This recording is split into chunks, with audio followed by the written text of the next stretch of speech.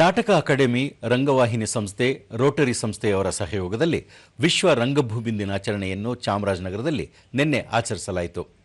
ಚಾಮರಾಜನಗರ ನಗರಾಭಿವೃದ್ಧಿ ಪ್ರಾಧಿಕಾರದ ಅಧ್ಯಕ್ಷ ಮೊಹಮ್ಮದ್ ಅಸ್ಗರ್ ಮುನ್ನಾ ಕಾರ್ಯಕ್ರಮಕ್ಕೆ ಚಾಲನೆ ನೀಡಿದರು. ಈ ವೇಳೆ ಕನ್ನಡ ಮತ್ತು ಸಂಸ್ಕೃತಿ ಇಲಾಖೆ ಸಹಾಯಕ ನಿರ್ದೇಶಕ ಬಿಎಸ್ ರಾಜು, ಸಾಹಿತಿ ಕೆ ವೆಂಕಟರಾಜು, ಕರ್ನಾಟಕ ರಂಗ ಪರಿಷತ್ ಜಿಲ್ಲಾಧ್ಯಕ್ಷ ಉಮ್ಮತ್ತೂರು ಬಸವರಾಜು ಸೇರಿದಂತೆ ಮುಂತಾದವರು ಉಪಸ್ಥಿತರಿದ್ದರು.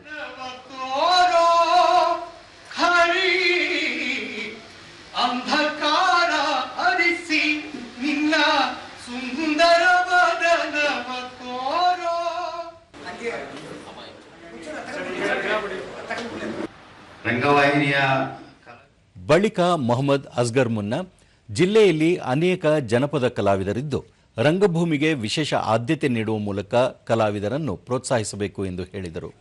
ಟೌನು ಮತ್ತೆ ವಿಲೇಜ್ ಅಲ್ಲಿ ಇದ್ದಾರೆ. ಆದ್ದರಿಂದ ಈ ಕಲೆಗೆ ಚಾಮರಾಜನಗರ ಕ್ಷೇತ್ರದಲ್ಲಿ ಕಲೆನೇ ಒಂದು ತವರೂರು ಅನ್ನೋ ಒಂದು ಭಾವನೆ ತಂದರು. ರಾಜು, ರಂಗಭೂಮಿ ಕಲಾವಿದರಿಗೆ ಇಲಾಖೆ ಪ್ರೋತ್ಸಾಹ ನೀಡುತ್ತಿದ್ದು 60 ವರ್ಷ ತುಂಬಿದ ಕಲಾವಿದರಿಗೆ ಮಾಶಾಸನ ನೀಡುತ್ತಿದೆ. ಸೌಲಭ್ಯ ವಂಚಿತ ಕಲಾವಿದರು ಅರ್ಜಿ ಸಲ್ಲಿಸಿ ಸೌಲಭ್ಯ ಪಡೆಯಬಹುದು ಎಂದರು.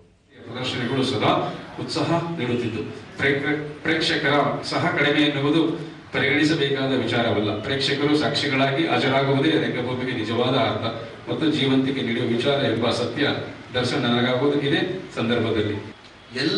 ಕೆ ವೆಂಕಟರಾಜು, ರಂಗಭೂಮಿಯನ್ನು ಜೀವಂತಿಕೆಯಾಗಿ ಉಳಿಸಲು ಪ್ರತಿಭಾವಂತ ಯುವ ಕಲಾವಿದರನ್ನು ರಂಗಭೂಮಿಯ ಕಡೆಗೆ ಒಲವು ತೋರುವಂತೆ ಮಾಡಬೇಕು ಎಂದು ಹೇಳಿದರು.